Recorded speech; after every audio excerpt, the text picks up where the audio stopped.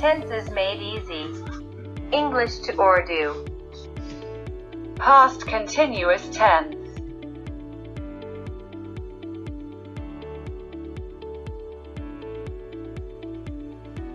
Affirmative sentences. सादा जुमले. He was writing a letter. वो खत लिख रहा था. I was going to school. मैं स्कूल जा रहा था. We were playing cricket. हम क्रिकेट खेल रहे थे. Interrogative sentences. सवालिया जुमले.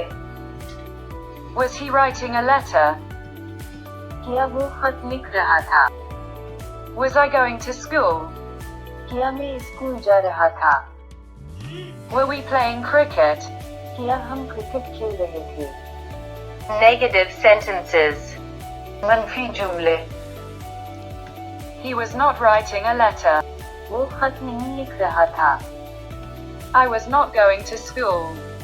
मैं स्कूल नहीं जा रहा था. We were not playing cricket.